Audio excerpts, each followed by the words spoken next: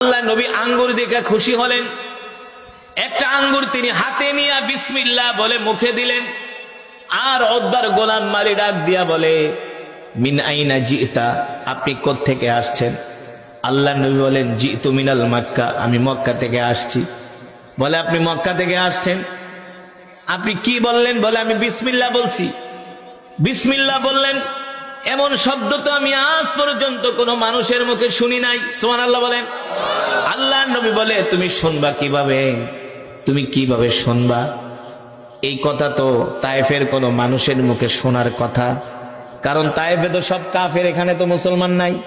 মুসলমান থাকলে না বিসমিল্লাহ বলবে? আল্লাহ নবী ডাক দিয়া বলে, তোমার বাড়ি কোথায়? বলে, আমার বাড়ি হলো নিনাওয়া শহরে। বলে, তোমার বাড়ি যদি নিনাওয়া শহরে হয়, সেখানে আমার একজন ভাই আছে। বলে, নাম কি? আমার ভাইয়ের নাম হলো ইউনুস বাত্তা আলাইহিস সালাম। উদ্বার গোলাম মালি বলে, আপনি তাকে কিভাবে চিনেন? সে তো নবী। ইউনুস আলাইহিস সালাম তো নবী, আপনি তাকে কিভাবে চিনেন? আল্লাহর নবী বলে, আমি কেন চিনব না? ইউনুস আলাইহিস সালাম নবী, আমিও নবী। এই কথা শোনার পরে ওই উদ্বার গোলাম মালি আল্লাহর নবীর হাত মোবারক একটা চুমু দিছে। বলে, তাহলে আপনি কি শেষ জামানার পয়গম্বর? বলে, আমি শেষ জামানার পয়গম্বর। বলে, হ্যাঁ, আমি আমাদের ধর্মীয় কিতাবের মধ্যে শুনেছি শেষ জামানায় একজন নবীর আবির্ভাব হবে, যার নাম হবে মুহাম্মদ ইবনে আব্দুল্লাহ, যিনি কালেমার দাওয়াত দেওয়ার জন্য তয়েফে আসবে। ওগো নবী, আমি সেই দিন থেকে আমাদের ধর্মীয় কিতাবে আপনার নাম পড়ে আমি তায়েফের এই খেজুরের বাগানে, আঙ্গুরের বাগানে গোলামি করতেছি আপনাকে পাওয়ার জন্য। আপনি আর দেরি করবেন না, আপনি এখনই আমাকে কালেমা পড়ায় মুসলমান বানায় দেন।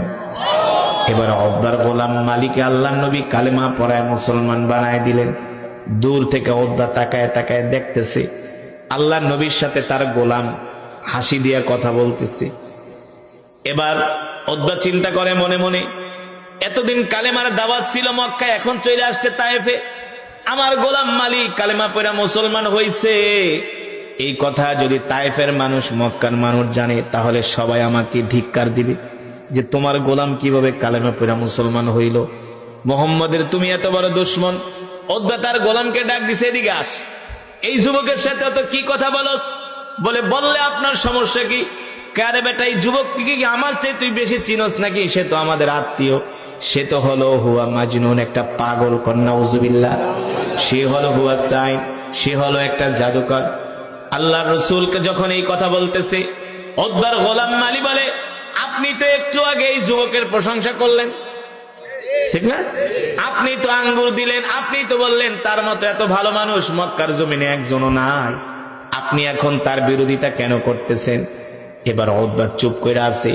উদ্বার গোলাম মালি বলে, শোনেন, আপনি আমার মনিব হইতে পারেন, আমি আপনার কাছে সত্য কথাটা প্রচার কইরা দিই। আপনি যাকে পাগল বলতেছেন, জাদুকর বলতেছেন, আসলে সে পাগল না, জাদুকর না, সে হলো আল্লাহর নবী। সে হলো আল্লাহর নবী। আমি তার হাতে হাত রেখে কালেমা পড়ে মুসলমান হয়ে গেছি। কই করছস কে? সে সত্য নবী, সে আখেরি পয়গম্বর, যার পরে আর কোন নবী আসবে না, যিনি হলেন রাহমাতুল লিল আলামিন। ঠিক কিনা বলেন?